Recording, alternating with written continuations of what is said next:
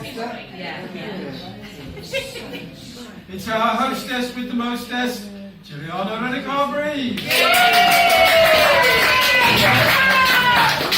Thank you, everybody. This vignette, of course it's a true story, is called Black on White. Throughout my early life, our family in Liverpool always had a connection with people who supplied or worked for Marks and Spencer's. Uncle Phil, my father's best friend, was a self-made millionaire through textiles and had a collection of Lowry paintings in both his home in Liverpool and his flat in London near Baker Street, where Marks and Spencer's headquarters was located. Every Christmas, without fail, his chauffeur Fred would drive up our modest suburban drive in the Bentley, bearing the same gifts every year: pale pink and blue quilted housecoats for me and my mother, and a huge casket of expensive Terrys of York, Doc Rich chocolate in drawers, some individually wrapped in gold foil. Does anyone remember those fabulous boxes? I do. Yeah? You've got to be old enough. Oh, well, listen about that. The posh beige box had a brown monogram and a historic date, perhaps when the company was founded. The casket is no longer made today, but Terrys still make an orange chocolate ball and possibly almonds enrobed with dots. Those were the days, the 1950s. Hear, hear. I recall being ill as a teenager and created some hair combs with colourful velvet ribbons and bows glued onto the combs. Uncle Phil thought the idea was interesting and took all my samples to London for a presentation with Marks and Spencer's. I didn't dare ask for them back, and I never saw my work again. I did not like or trust Uncle Phil from that moment on. Then my parents' best friends fled from apartheid South Africa. Somehow Sonny David landed a top job, you know where, as did my relative Theo Helfet, who settled in Leeds in Yorkshire, the textile centre in the old days of England. He too supplied textiles for the headquarters. When I moved to London, my cousin Jack's best friend Harvey welcomed me.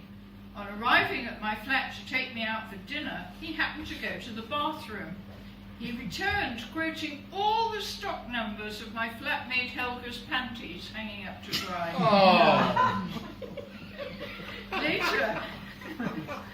Later, one of my Portobello Road market clients, Bill Blackburn, turned out to be the food manager for the large food hall in the Oxford Street branch, and the Israeli Palvi brothers supplied all the tropical fruits to the food hall. Also, my clients in Portobello Road, where I had a stand for 25 years. One day, in the late 80s, the art department at Marks and Spencer's headquarters phoned my company, Retrograph Archive. They wanted inspiration for new soap packaging. How they heard about me and my vast collection of sophisticated packaging and labels from Paris, I never knew. Eventually, I sold them some designs and was invited to the design studio to see their artwork and to meet the head designer. I then remembered that Nigel Code was on the board of directors at headquarters. He was the nephew of my favourite aunt Eileen, originally from Swansea, who had at one stage in her young life lived with her second cousin, my mother. So in fact, she was my third cousin, not my aunt. But I adored this intellectual woman who had been married to a South African politician from Durban. When she was widowed, she moved to London to be close to her brother in Hendon, Nigel's father. Over the years, she would talk to me about her nephew, who I think was in marketing, and had worked up the ladder at headquarters. I had met him once as a child, so I thought, why not visit my cousin while in the same building? had to make an appointment because he was a VIP up on the 5th floor with a red carpet, so I discovered. A big mistake. The day came and I was warmly welcomed in the design studio. After, they took me for tea and biscuits in the canteen. I was very familiar with Marks and Spencer's excellent biscuits and scoffed quite a few. Then later I was accompanied up to the 5th floor, no doubt for security reasons, and suddenly found I was walking on a red carpet. Was I a VIP too? Nigel was unfriendly, stiff and formal, asking politely about Auntie Eileen. I could see in a flash that this was going to be a brief meeting, but unfortunately I took off my red and black Spanish poncho and rested my large wet brolly against the chair. I noticed he had a fluffy white carpet and wondered if anything ever got spilt on it. White is not exactly a practical colour in an office. The poor man didn't know what to say or ask me.